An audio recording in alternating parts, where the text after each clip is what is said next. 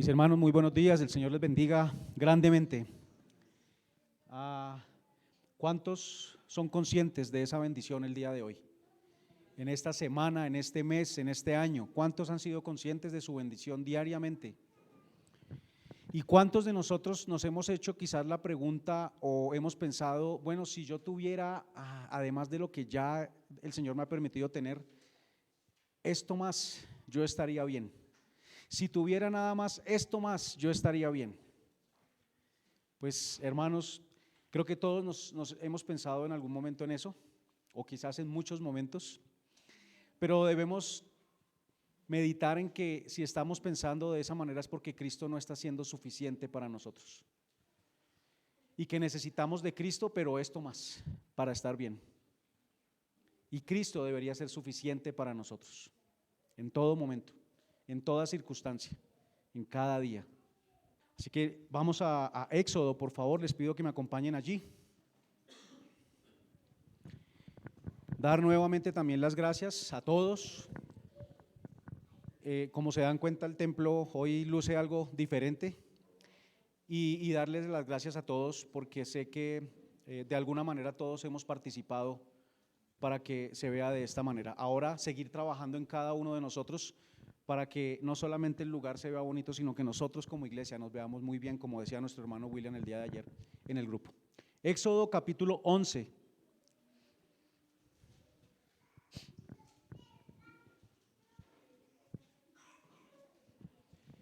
Y vamos a meditar en todos los versículos del capítulo 11. 11, versículos 1 al 10. Dice la palabra del Señor así: Jehová dijo a Moisés: una plaga traeré aún sobre Faraón y sobre Egipto, después de la cual os dejará ir de aquí y seguramente os echará de aquí del todo.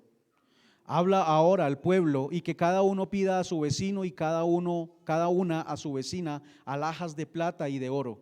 Y Jehová dio gracia al pueblo en los ojos de los egipcios. También Moisés era tenido por gran varón en la tierra de Egipto, a los ojos de los siervos de Faraón y a los ojos del pueblo. Dijo pues Moisés: Jehová ha dicho así: a la medianoche yo saldré por en medio de Egipto, y morirá todo primogénito en la tierra de Egipto, desde el primogénito de Faraón que se sienta en su trono, hasta el primogénito de la sierva que está tras el molino, y todo primogénito de las bestias. Y habrá gran clamor por toda la tierra de Egipto, cual nunca hubo ni jamás habrá. Pero contra todos los hijos de Israel, desde el hombre hasta la bestia, ni un perro moverá su lengua, para que sepáis que Jehová hace diferencia entre los egipcios y los israelitas. Y descenderán a mí todos estos tus siervos, e inclinados delante de mí dirán: vete tú y todo el pueblo que está debajo de ti. Y después de esto yo saldré. Y salió muy enojado de la presencia de Faraón. Y Jehová dijo a Moisés: Faraón no os oirá, para que mis maravillas se multipliquen en la tierra de Egipto. Y Moisés y Aarón hicieron todos estos prodigios delante de Faraón, pues Jehová había endurecido el corazón de Faraón y no envió a los hijos de Israel fuera de su país. Amén. Señor, sin ti nada podemos hacer. Sin ti, Señor, estamos muertos, estamos perdidos, Señor, y nuestro camino es un camino de destrucción, un camino de muerte. Pero ahora, Señor, que hemos sido llamados a ser parte de tu pueblo, a estar en el cuerpo de Cristo, nuestro camino es un camino de bendición. Y cada cosa, Señor, que viene a nuestra vida es para bendecirnos, para conformarnos a la imagen de tu Hijo. Quizás en medio de una circunstancia difícil no lo entendemos, pero así es y tu palabra nos lo deja claro para nosotros. Así que damos gracias, Señor, por toda circunstancia que suceda y ayúdanos a ser conscientes de tu presencia en medio de todo momento. Hemos sido llamados, Señor, para ser partícipes de una promesa que se dio desde la eternidad y que es firme y que no cambiará, nunca ha cambiado ni va a cambiar, y que nosotros caminamos hacia esa promesa con firmeza, porque la promesa viene de ti, un Dios poderoso y que no cambia, que ha determinado las cosas y que ha decretado el fin de cada persona desde la eternidad. Así que damos gracias, Señor, porque no teníamos nada con lo cual pudiéramos participar de este camino de bendición, pero tú, Señor, en tu infinita voluntad, sabia, perfecta, lo has determinado, Señor, y te rogamos que nos ayudes a vivir, por tanto, una vida de agradecimiento, entendiendo realmente en dónde está nuestra riqueza, que es en ti, y no en nada que podamos encontrar acá en la tierra. Solamente en ti está nuestra verdadera riqueza. Te lo pedimos, Señor, en el nombre de tu Hijo Jesús. Amén y amén. Nuestro país hace poco tiempo, hace unos años atrás, sufrió con mucha fuerza el flagelo del secuestro, ¿no es cierto? ¿Recuerdan esos tiempos en que salían videos y se mostraban a los secuestrados allá en medio de la selva, en unas cárceles o en unas jaulas allí como fabricadas artesanalmente con alambres de púas?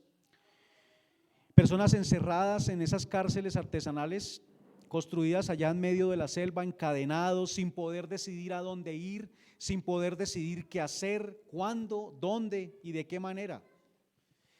Y luego de estar allí por varios años, imagínense que les llega el anuncio a ellos, ¿no es cierto?, de que van a ser libres, de que se ha tomado la decisión de que van a salir y van a ir con sus familias, que serán dejados en libertad.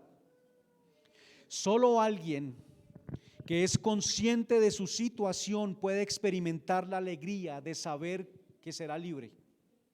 Solo alguien que es consciente de su esclavitud puede disfrutar y deleitarse, gozarse en saber que saldrá libre. El pueblo de Israel se encuentra bajo el yugo de Faraón 400 años allí en la tierra de Egipto, esclavos, y clamaron en medio de su sufrimiento y Dios ha descendido para librarlos. Pero han pasado 9 plagas y aún Faraón los mantiene esclavos allí. Ya hemos pasado entonces por esas 9 plagas y hemos podido ir viendo cómo Dios se ha ido revelando por medio de ellas. Todos esos juicios tienen como propósito revelarnos el carácter único del verdadero Dios.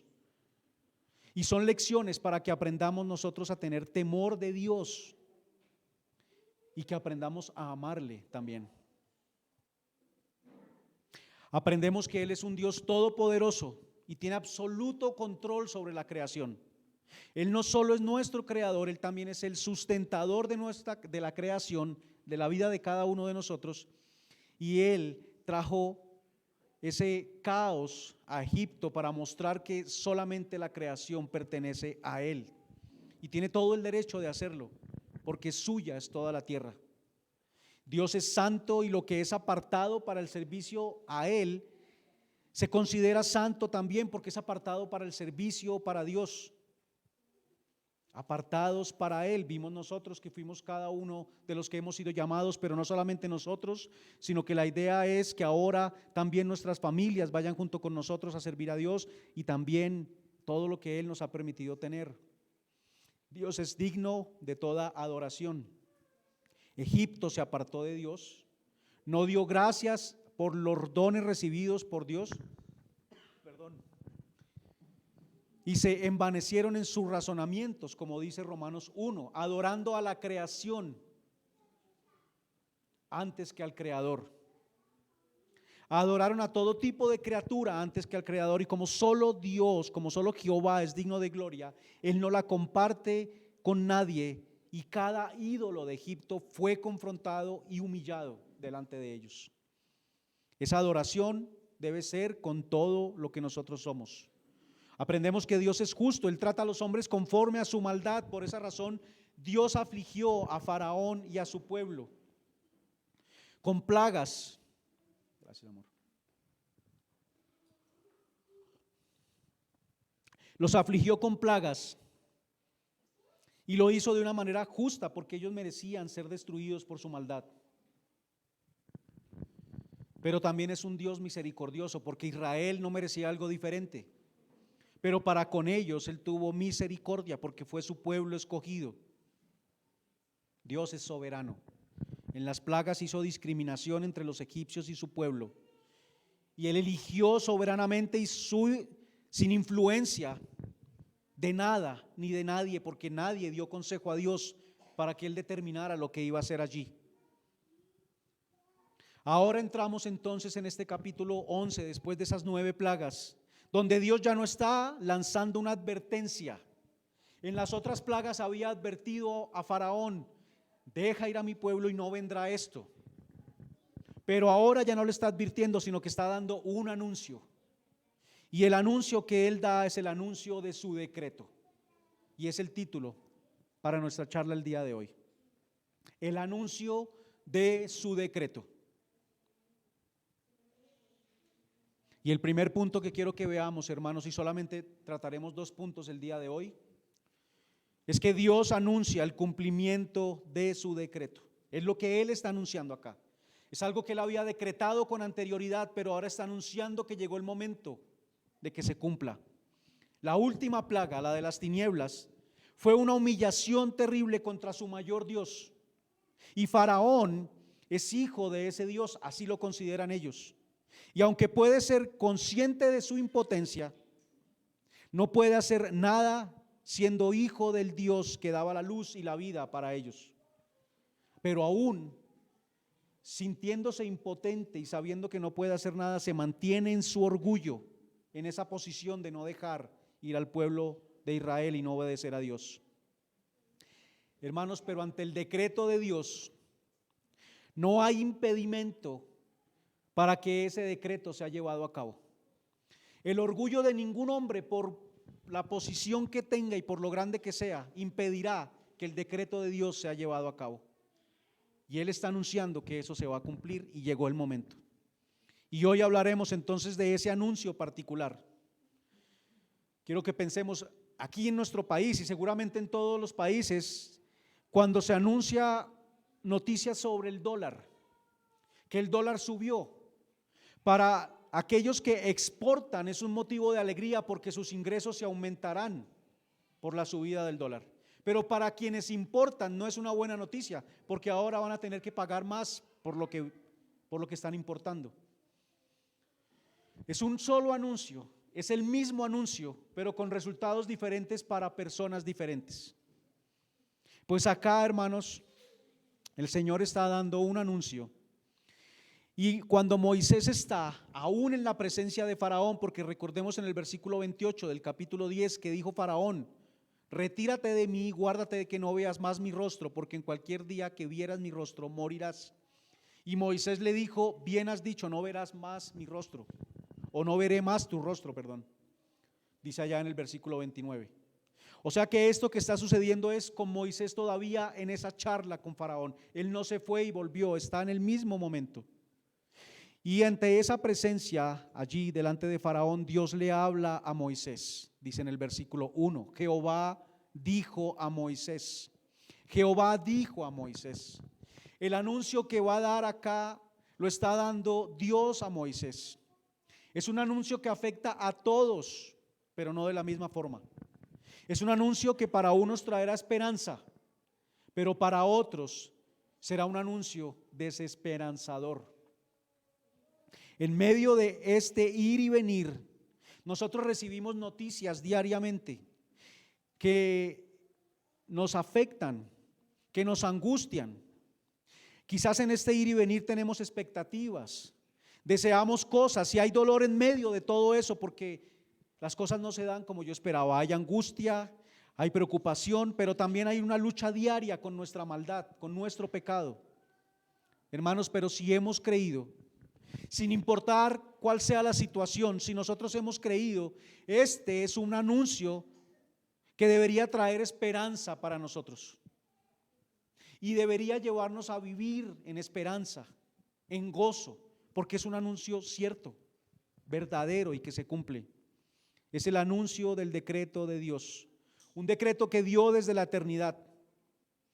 Y nuevamente en el versículo 1 dice que Jehová le dijo a Moisés.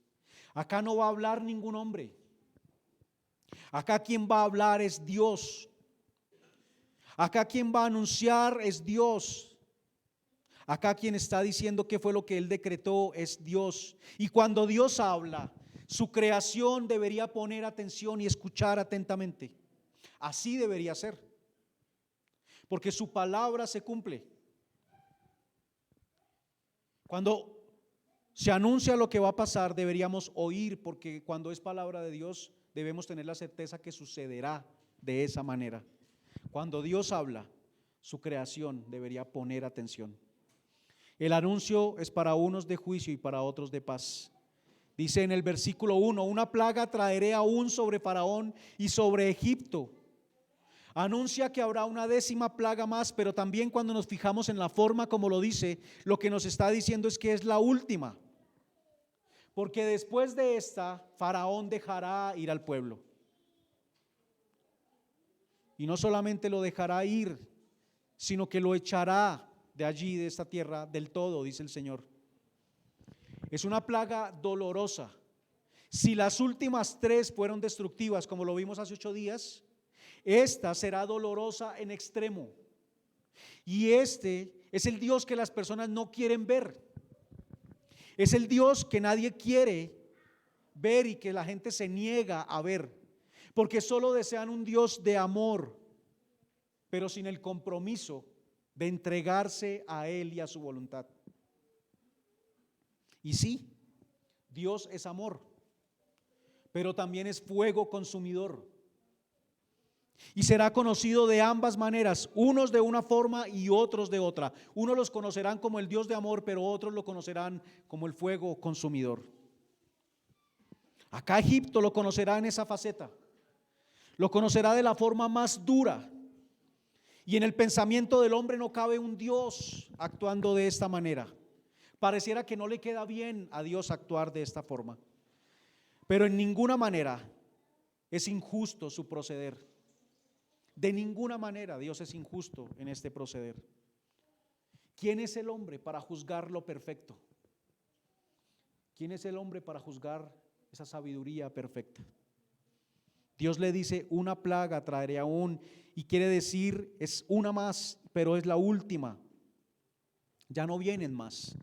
Luego de 9 plagas, el pueblo de Israel, y ver cómo Faraón aún sigue reteniéndolos, saber que ya viene la última plaga y que ese mismo momento será el momento de su salida, es esperanzador para ellos, porque cuando comenzó, recuerdan, Moisés habló a Faraón y él deseaba que ya inmediatamente el pueblo saliera, por eso vino frustración para él. Pero no iba a ser de esa forma. Empezó ese camino de las plagas y ellos no sabían cuánto tiempo iba a transcurrir. Seguramente hay angustia en el pueblo. ¿Cuándo será el momento? Cuando Faraón por fin dejará ir a este pueblo. Se veía una persona inquebrantable. 9 plagas, incluso 3 tan destructivas, y Faraón sigue en su posición. Pero acá Dios está anunciando que será la última y los dejará ir, y eso no fallará, porque Dios está anunciando el cumplimiento de lo que Él había decretado. La primera plaga fue sangre y muerte en el río. Pero ahora la muerte y la sangre estará en la casa de cada egipcio. Será una plaga que se vivirá de forma personal y directa. Ya no es una plaga como que está pasando en la tierra, sino que tocará cada familia de Egipto. Y así será el juicio de Dios. Ninguna casa escapará a su juicio. Ninguna familia escapará al juicio de Dios. Ninguna familia sobre la tierra lo hará. De eso tenemos plena certeza. Dios lo ha dicho y nos ha enviado a anunciarlo. Acá Moisés recibe el anuncio que debe dar, y es que con esta plaga Faraón los dejará ir y él mismo los echará de su tierra. Y dice allá en el versículo 1: y seguramente os echará. Dice seguramente, no es como cuando nosotros decimos seguramente, que es como que puede ser que pase. No, aquí está diciendo así sucederá. Él los echará de la tierra. Esa decisión no estaba en manos de Faraón. Él no era quien estaba tomando la decisión. Era una decisión de Dios, porque era la decisión de Él que había llegado el momento de sacarlos de Egipto. Pudo hacerlo antes de las plagas, pero no lo hizo así, porque su decreto era otro. Y Él no es un Dios que cambia. Él había dicho: saldrán con brazo fuerte, y ese brazo es el mío, extendido sobre ellos. Hermanos, el hombre decreta, el hombre declara, pero le toca esperar a ver qué sucede. Pero cuando Dios decreta, eso sucederá. Él decreta quién, Él decreta de qué forma, Él decreta en qué lugar y decreta el tiempo en el que va a suceder. No es cuando nosotros queramos, no es en donde nosotros queramos, no es con quien nosotros queramos. Él es quien decreta todo. Miremos el versículo 8. Y descenderán a mí todos estos tus siervos e inclinados delante de mí dirán: vete tú y todo el pueblo que está debajo de ti. Y después de esto yo saldré. Y salió muy enojado de la presencia de Faraón.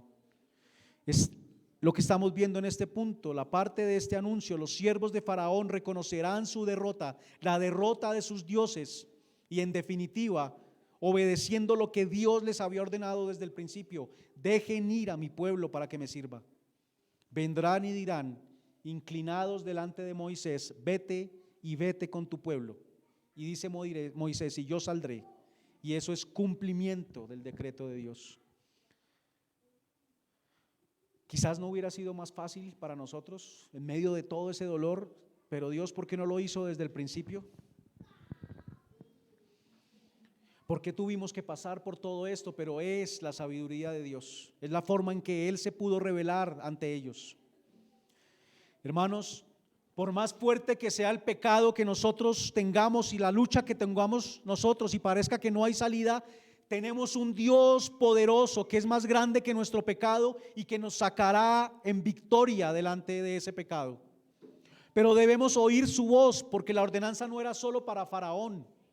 Recordemos en el versículo 13 del capítulo 6, Él dijo: os doy mandamiento para Faraón y para el pueblo, de que salgan de la tierra de Egipto.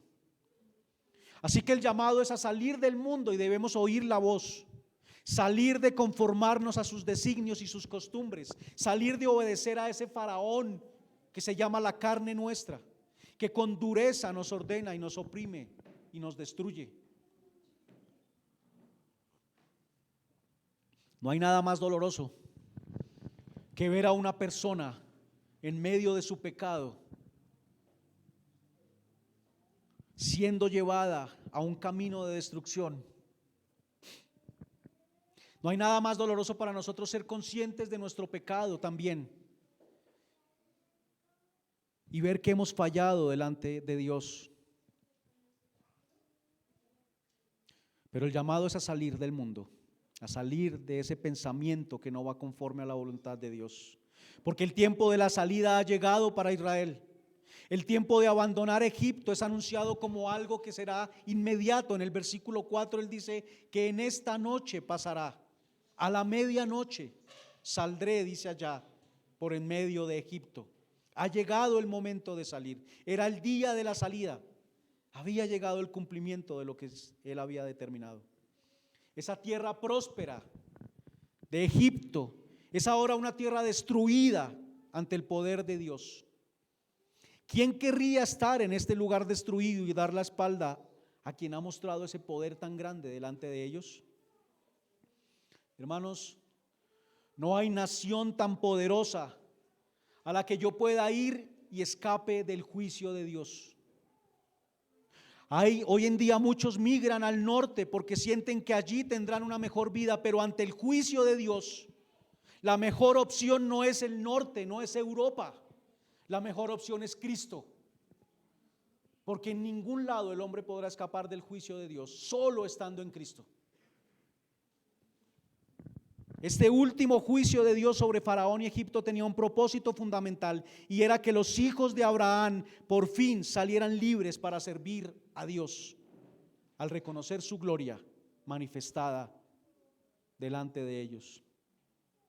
Hermanos, este mundo también tiene el anuncio, y ha sido dado a nosotros para que lo demos, el anuncio del decreto de Dios.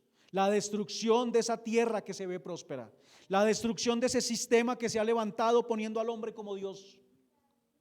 Y como acá, el fin es liberación definitiva para su pueblo, para el pueblo de Dios, sacándolo de una tierra destruida por su juicio. En Apocalipsis 16, si lo quieren mirar ahora en sus casas, habla de Dios y su juicio, las plagas sobre esta tierra. El juicio es una realidad ineludible para cada uno de nosotros. Por medio, y les pido que me acompañen a este versículo en 2 de Pedro, por favor.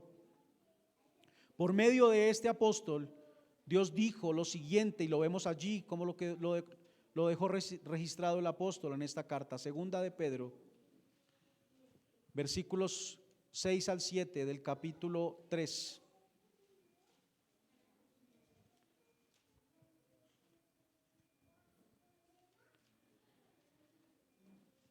Segunda carta del apóstol Pedro, capítulo 3, versículos 6 y 7. Dice: por lo cual el mundo de entonces pereció anegado en agua, pero los cielos y la tierra que existen ahora están reservados por la misma palabra, guardados para el fuego en el día del juicio y de la perdición de los hombres impíos. Y alguno dirá en este momento: bueno, pero este mensaje parece todo menos esperanzador. Pero si usted ha creído, hermanos, tenga la plena certeza de que es esperanzador, porque ninguna condenación hay para los que están en Cristo Jesús, porque Él es quien ha justificado a sus escogidos.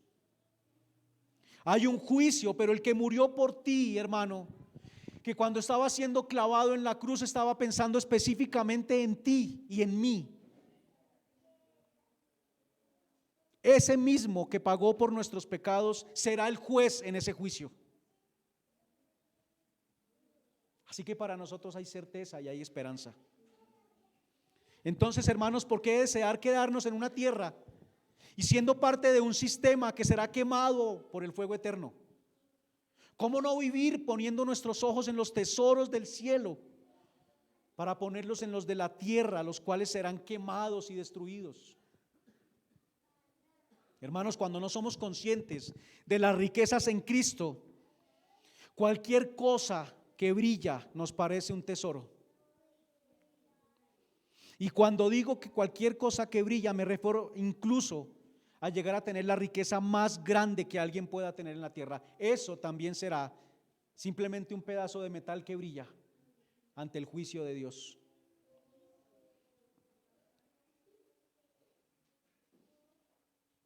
Frente al juicio de Dios, ninguna de esas cosas que nosotros podamos ver acá como un tesoro será nada.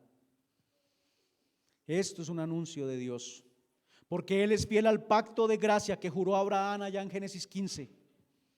¿Qué es esto sino una sombra del Evangelio? Esto nos recuerda que Dios no quebranta su promesa, como dice allá la alabanza, hermanos, en Lucas 1. Quitó de los tronos a los poderosos y exaltó a los humildes, a los hambrientos colmó de bienes y a los ricos envió vacíos. Socorrió a Israel su siervo, acordándose de la misericordia de la cual habló a nuestros padres, para con Abraham y su descendencia para siempre. Su anuncio no es otra cosa que el anuncio del cumplimiento de lo que Él ha dicho. Su anuncio es universal. Su palabra es para todos. Moisés fue a hablar allá a Egipto y era palabra para ellos. Pero el mensaje, aunque es para todos, hace distinción, como dicen estos versículos. Para unos, ese mensaje será para juicio y para otros será para bendición. Y ese es nuestro segundo punto el día de hoy. El anuncio es universal, pero hace distinción. Nuestro primer punto fue que Dios está anunciando el cumplimiento de su decreto. Y ahora estamos viendo que ese anuncio, aunque es universal, hace distinción en los hombres. El anuncio de este juicio acá es sobre Egipto, pero el anuncio del gran juicio será sobre toda la tierra. Hermanos, y ni los que están bajo tierra escaparán a ese juicio. Porque quizás en medio de un juicio entre nosotros como hombres, cuando una persona muere, su juicio termina porque ya murió. Pero ante el juicio de Dios, eso no será un impedimento para que la persona sea juzgada. El gran juicio No tendrá ningún impedimento para que Dios lo lleve a cabo y para que dé su sentencia. Como decíamos antes, ninguna persona escapará a él. Acá dice, hermanos, desde el hijo de Faraón que se sienta detrás del trono hasta el primogénito de la sierva que está tras el molino. Todos pasarán por ese juicio. Todos sin falta estaremos compareciendo ante el gran juez. Al mismo tiempo en el que Dios estaba siendo justo, también estaba mostrando compasión para el pueblo de su elección. Salmo 136, en el versículo 1 y después los versículos 10 al 12 dice lo siguiente. Versículo 1: alabad a Jehová porque Él es bueno, porque para siempre es su misericordia. Amén. Versículos 10 al 12: al que hirió a Egipto en sus primogénitos, porque para siempre es su misericordia. Al que sacó a Israel de en medio de ellos, porque para siempre es su misericordia. Con mano fuerte y brazo extendido, porque para siempre es su misericordia. Dios en esta noche de Pascua descendería para juzgar a unos y para bendecir a otros, y como vemos en el Salmo, lo hace porque para siempre es su misericordia. Israel podía confiar en que Dios hace diferencia entre ellos y los egipcios. Y hoy la diferencia, hermanos, es entre los que creen en Cristo y los que no creen. ¿Quién hace esa distinción? La hace Dios. Dios mismo dice en el versículo 7: contra todos los hijos de Israel, desde el hombre hasta la bestia, ni un perro moverá su lengua, para que sepáis que Jehová hace diferencia entre los egipcios y los israelitas. Hermanos, esto mata cualquier idea de que es un asunto para todos y que es el hombre quien decide, porque aquí estamos viendo claramente que quien hace la distinción es Dios y no el hombre. Imaginemos a Dios ejecutando todo este plan que se describe aquí en la escritura y después sentándose a esperar si el hombre responde de forma positiva o no, esperando a ver si su plan tiene resultado. Envió a su hijo a morir y a recibir toda la ira y esperar a ver si el hombre responde de forma positiva. No, todo el plan está en la mano de Él. Es Él quien decide, es Él quien divide, es Él quien hace distinción. Y entonces, ¿para qué tanto llamado? ¿Para qué tanta predicación si a la final Dios va a llamar a los que Él ha decidido llamar? Hermanos, porque es la forma que Dios determinó para llamar a los de su pueblo. Romanos 10 nos dice que las personas creerán por oír la palabra, y que para oírla debemos predicarla. Es por la fe que viene por el oír la predicación de la palabra de Dios. Pero no es un creer intelectual. Muchas personas dicen creer, y es un creer que me lleva, hermanos, verdaderamente a humillarme delante de Él. Si no nos humillamos delante de Él, entonces examinemos nuestro creer. El creer de esa forma no nos hace diferentes a aquellos que se mencionan en Santiago. ¿Crees en Dios? ¿Crees que Dios es uno? Bien haces, dice allá. También los demonios creen en Dios y tiemblan. Eso está en el contexto de la fe sin obras.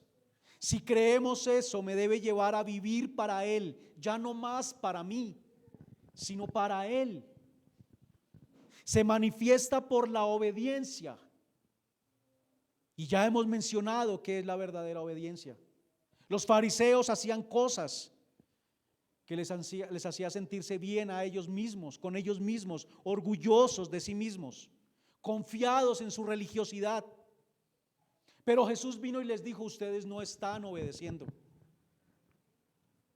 porque la fe engendra obediencia. La fe produce obras, pero la palabra dice que la fe obra por el amor, o sea que la producción de las obras que engendra la fe es por el amor.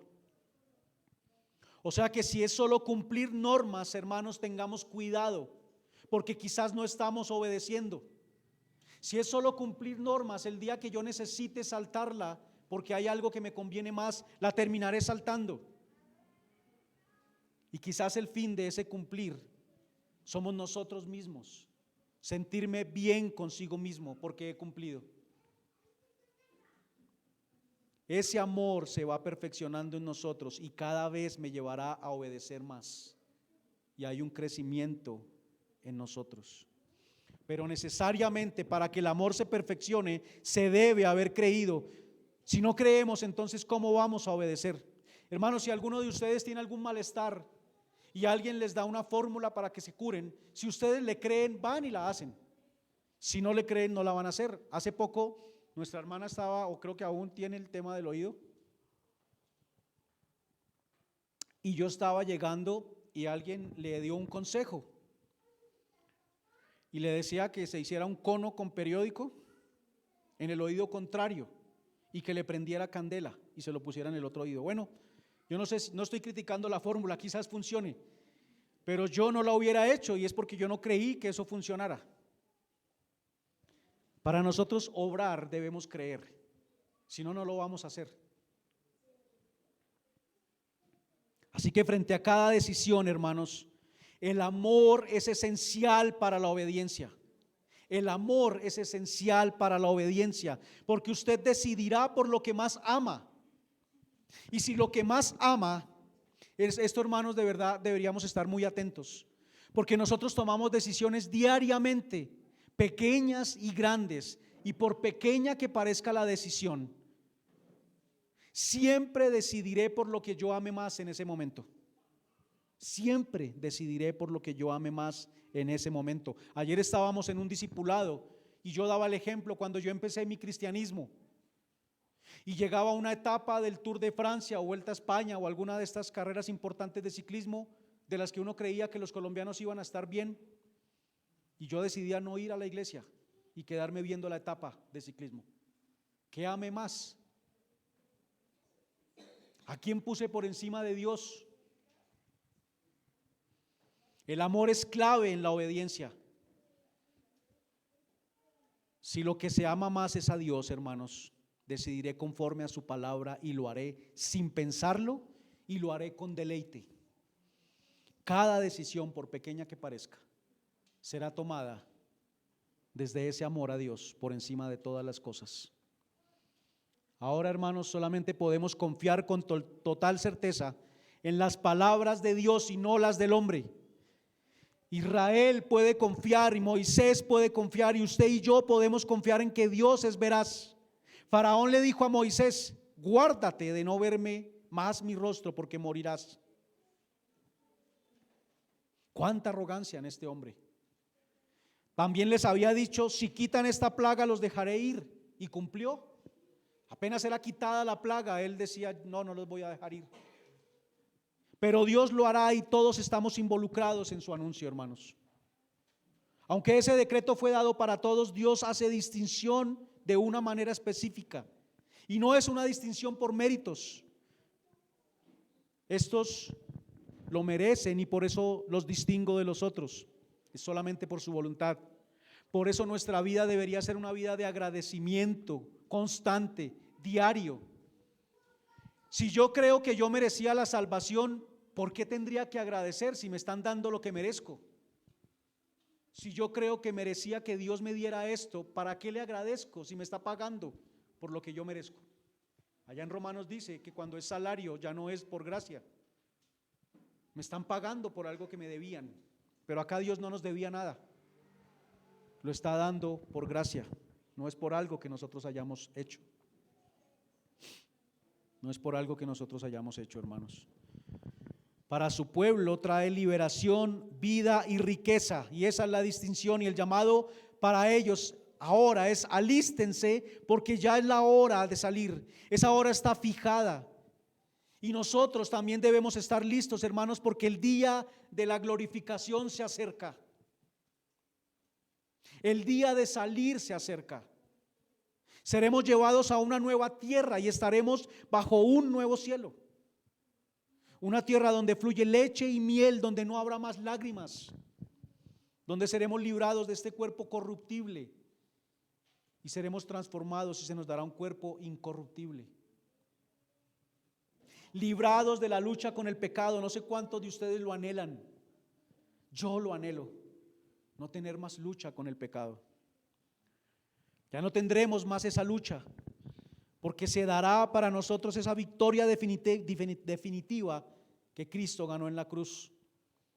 Ya no habrá injusticia, porque la justicia de Dios lo llenará todo. Y como parte de esto, ahora sí y definitivamente nuestro mayor gozo y deleite será Él y no las cosas que buscamos en esta vida.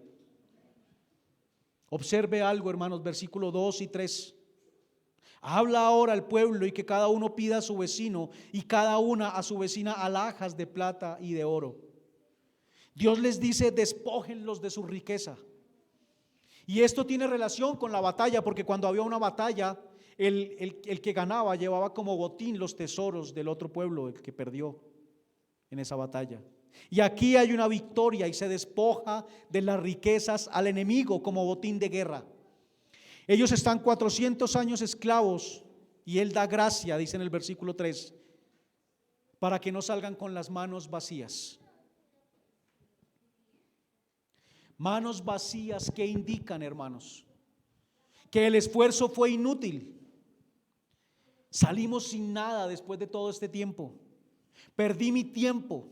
Hay una frase muy común y es que dice: sin nada venimos y sin nada nos iremos. Todo el mundo la dice, creyentes y no creyentes.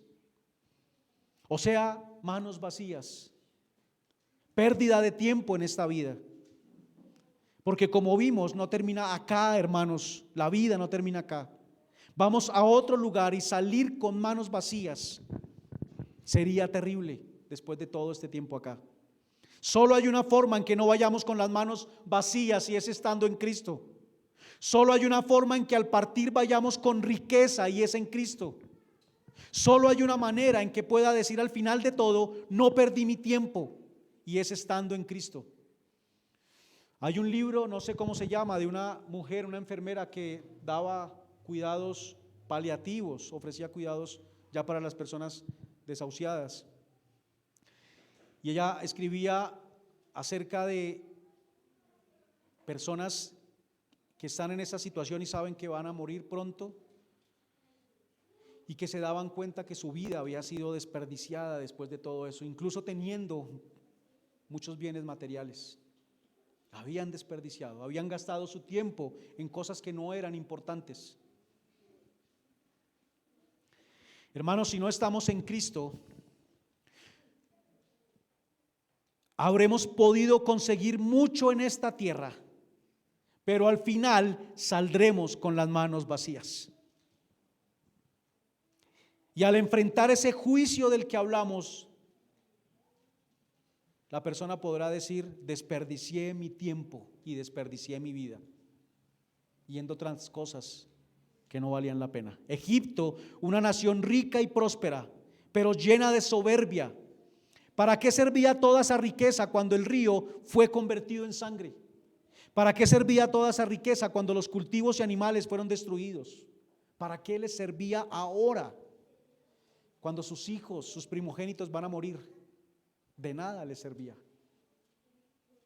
¿De qué les sirvió ante el juicio de Dios tener su riqueza?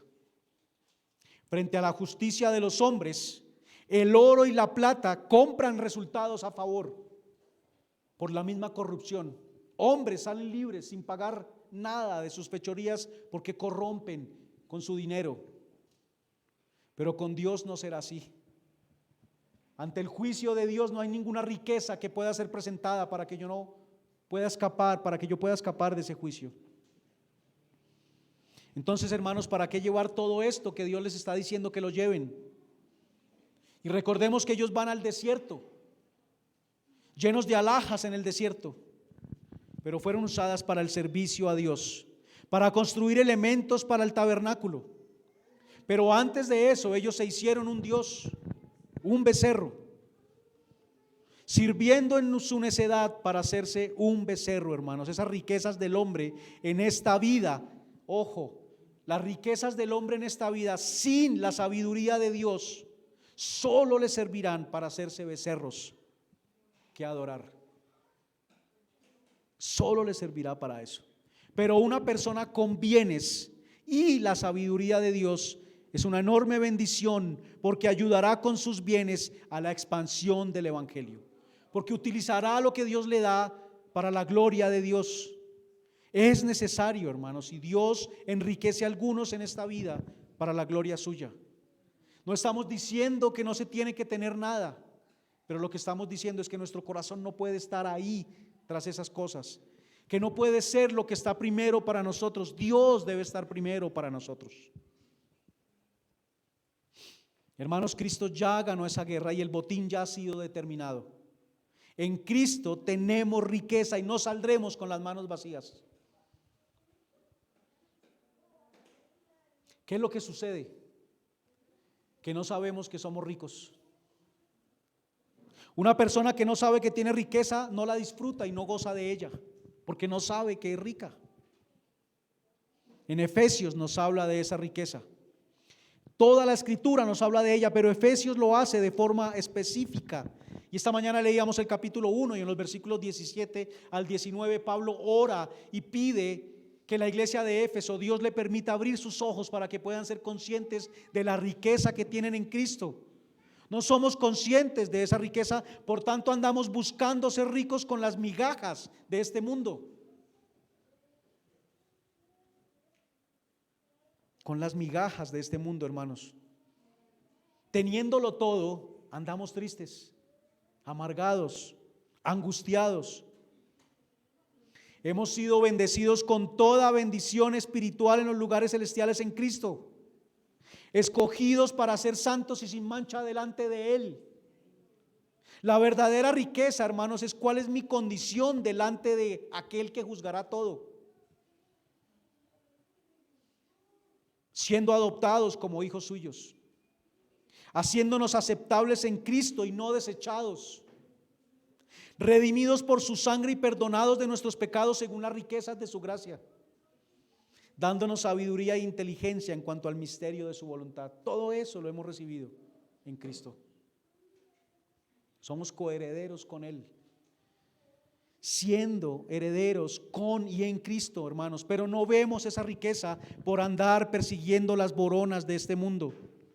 Una ilustración para que lo podamos ver, hermanos. Si a nosotros nos dijeran, ¿qué prefiere?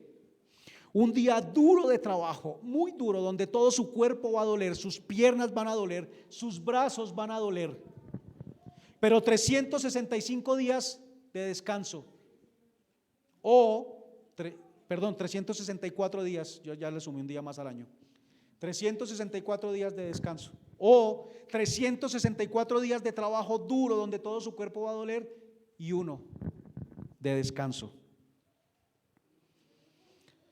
Y bueno, creo que todos dicen, pues es muy obvio. La primera, un día duro de trabajo y 364 descansando. Hermanos, el que escoge el tesoro de la tierra está escogiendo la segunda opción. 364 días de duro trabajo por uno de descanso.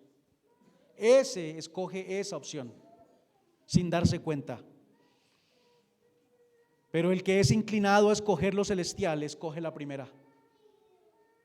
Hermano, la mayor riqueza que un hombre puede tener es la presencia de Dios en su vida y la relación personal con Él. No hay mayor riqueza que esa. Somos herederos en Cristo como hijos de Dios, aunque Él es el primogénito entre muchos hermanos. Y la primogenitura se está nombrando acá, tiene mucha relevancia en estos versículos. Veamos lo que dice Jacob a Rubén allá en Génesis, cuando lo va a bendecir. Creo que es Génesis 49, si no estoy mal. Le dice: Rubén, tú eres mi primogénito, mi fortaleza y el principio de mi vigor, principal en dignidad. Eso le está diciendo Jacob a Rubén. En el versículo 3 exactamente, Génesis 49. Eres mi primogénito, mi fortaleza, el principio de mi vigor, principal en dignidad. Hermanos, en la cultura de esa época, el primogénito, el mayor de los hijos varones, recibía la primogenitura, la cual abarcaba el derecho de presidir la familia y heredar una parte doble de los bienes de su padre cuando él muriera. Era seguridad de la continuidad de la dinastía. De allí el ataque a los primogénitos aquí en Egipto. Es un ataque a su dinastía. La muerte del primogénito era una tragedia en esta época, porque representa trascendencia. Recordemos que Faraón estaba queriendo acabar la multiplicación del pueblo de Israel, echando a los niños al río. Y acá Dios mata a sus primogénitos, o es lo que anuncia que va a hacer.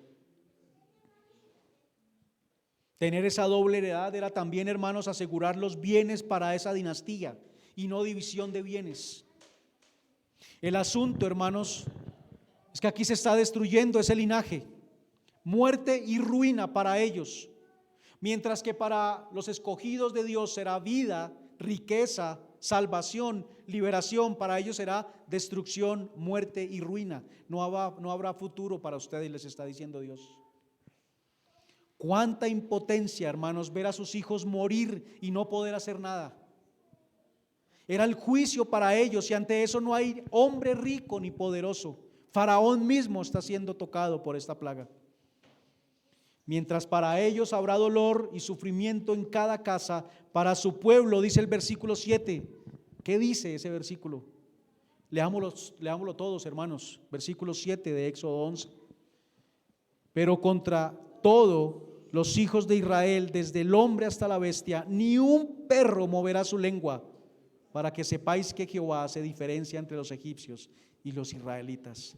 Ni un perro moverá su lengua, ni un perro les ladrará a ellos. Hay una ilustración común, hermanos. Yo no sé si la han escuchado, me imagino que sí. Y es el sol calentando la arcilla, la endurece. Pero ese mismo sol calentando la cera, la derrite. Es el mismo sol, pero la naturaleza del material hace que el efecto sobre él sea diferente. Y así es el anuncio del decreto del Señor. Misericordia y amor para unos, pero fuego consumidor para otros. Ahora los egipcios vieron que toda su riqueza no los podía librar del castigo de Dios, del poder de Dios, del decreto de Dios, porque es firme y se lleva a cabo sí o sí. Ojalá no esperemos a darnos cuenta de esto cuando llegue el juicio, sino que lo podamos ver desde ya y caminemos cada día de acuerdo a esto. Hermanos, la promesa que Dios hizo a Abraham tiene en Jesucristo un ancla segura y firme. En Hebreos 6, 17 al 20 nos lo dice. Si Dios nos ha dado a Cristo, hermanos, ¿no nos dará con Él las demás cosas? La muerte nunca podrá tocar a los que se han escondido en Jesucristo, y ustedes saben que estamos hablando de la segunda muerte, porque aquí muchos de nosotros moriremos. Pero esa muerte eterna no nos tocará a nosotros, ni uno solo de sus escogidos morirá eternamente. Todos los que como Faraón endurecen su corazón por lo contrario, para con Dios sufrirán la muerte eterna. Hermanos, Dios se hizo carne y vino a esta tierra para juzgar a sus enemigos. Al tiempo logró la liberación de su pueblo del pecado y nos enriqueció con toda dádiva y don perfecto. En Colosenses 2, 13 al 15 dice así: y a vosotros, nos habla aquí el Señor a todos nosotros, estando muertos en pecados y en la incircuncisión de vuestra carne, os dio vida juntamente con Él, perdonándoos todos los pecados, anulando el acta de los decretos que había contra nosotros, que nos era contraria, quitándola de en medio y clavándola en la cruz, y despojando a los principados y a las potestades, los exhibió públicamente, triunfando sobre ellos en la cruz. Amén. Los que confían en Dios son vistos con desprecio por el mundo, pero Dios nos exaltará en su tiempo. Jehová no solo nos redime, hermanos, Él nos da vida y vida en abundancia. No solo nos hace libres, sino que nos bendice en el presente con sus dones y nos ha hecho herederos de su reino en el futuro. Dios es fiel a su pacto. Y de este lado de la eternidad, hermanos, lo sabemos con claridad, puesto que Él ya ha venido a redimir y bendecir a su pueblo y ya trajo juicio para sus enemigos. El anuncio de Pascua y de la última plaga, hermanos, termina con Moisés retirándose con ira de la presencia de Faraón. Y esto es algo fuerte porque nadie podía retirarse de esta corte sin el permiso del rey.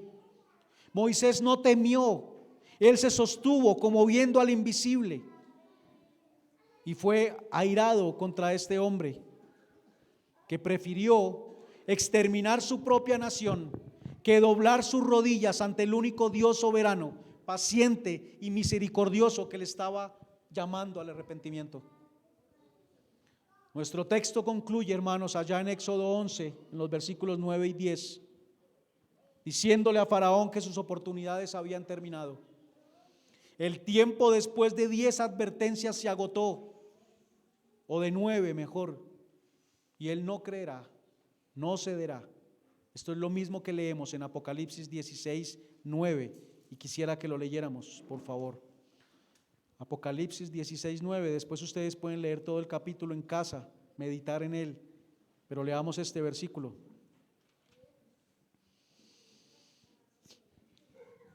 Dice: y los hombres se quemaron con el gran calor y blasfemaron el nombre de Dios, que tiene poder sobre estas plagas, y no se arrepintieron para darle gloria. Aún en medio del sufrimiento habrá hombres como Faraón que no doblarán su rodilla ni vendrán en arrepentimiento delante de él, porque el arrepentimiento es un don de Dios. Así que debemos vivir en agradecimiento por el don concedido a nosotros y vivamos para darle gloria a Él. Para concluir, hermanos, un día todos nosotros tendremos que enfrentar la muerte. Para unos será un dormir hasta que sus cuerpos sean resucitados en gloria. Para otros será un tormento temporal hasta que enfrenten la realidad de la separación eterna de la bondad de Dios en el infierno, cuando al resucitar de los muertos enfrenten la segunda muerte. Todo depende de cómo hayamos respondido a la palabra de Dios. La gente tiene muchas formas de responder a la realidad de la muerte, hermanos. Algunos se rinden por completo diciendo: no tengo nada por qué vivir, así que bien podrían destruirme a mí mismo. Otros se distraen para no tener que pensar en la muerte y la eternidad y dicen: comamos y bebamos porque mañana moriremos. Otros tratan de vivir de la mejor manera posible moralmente, esperando que tal vez Dios los acepte al final, y dicen: he tratado de ser una buena persona, ¿qué más puede pedir Dios de mí? Todas estas personas, al igual que Faraón, rechazan las advertencias de Dios y se niegan a hacer lo único que Él demanda de todo pecador: arrepentimiento y creer en el Evangelio. ¿Nos negaremos a inclinarnos ante la autoridad de Dios? ¿Menospreciaremos su provisión y su riqueza? Como Faraón diremos: ¿quién es Jehová para que yo le oiga? Quizás esa pregunta suena ilógica, ¿no? Diremos: no, nosotros no decimos esto, pero cuando actuamos sin palabras lo estamos diciendo. ¿Quién es Jehová para que yo le oiga? Yo quiero hacer esto, eso es lo que yo quiero hacer. Un día, cuando Jesús vuelva, dice la palabra, todas las familias de la tierra lamentarán no haber oído a quien les llamaba, como está pasando aquí en Egipto. Hoy mismo, hermanos, podemos clamar a Dios, aquel que no ha creído, por misericordia, y entonces cuando llegue la noche de la muerte, del juicio, no ser tocado por ese juicio. La razón, como veremos más adelante, hermanos, por la que Israel no fue tocado por justicia de Dios, no fue a causa de algo que hicieron, fue por el Cordero de Dios que quita el pecado del mundo. Ese Cordero es Jesucristo. Clamemos a Dios para que su reino venga sobre nosotros y que gobierne nuestra vida cada día. Amén. Pongámonos en pie, hermanos, y demos gracias a Dios, porque Él ha decretado algo que será llevado a cabo sin falta, y para nosotros ese decreto es esperanzador. Demos gracias a Él, hermanos, y quien haya puesto en su corazón el traer su diezmo, su ofrenda, lo pueden depositar en el alfolí. Padre eterno, Señor, el mundo enfrentará un juicio como nunca se ha visto en la tierra y nadie escapará a él. Toda familia tendrá que responder ante este juicio, cada persona tendrá que responder ante este juicio. Y tú haces distinción en los hombres, Señor. Así como cuando estabas en la cruz había un hombre a la derecha y un hombre a la izquierda. Y esa escena nos habla de la distinción que harás, unos que no creerán y otros que sí, y estarán contigo en el paraíso. Damos gracias, Señor, porque ahora tú nos has llamado a nosotros a creer en ti y podemos vivir contemplando las riquezas que tenemos en Cristo. Ayúdanos a ser conscientes de esas riquezas diariamente, Señor, para que no vayamos corriendo solamente tras las riquezas de este mundo.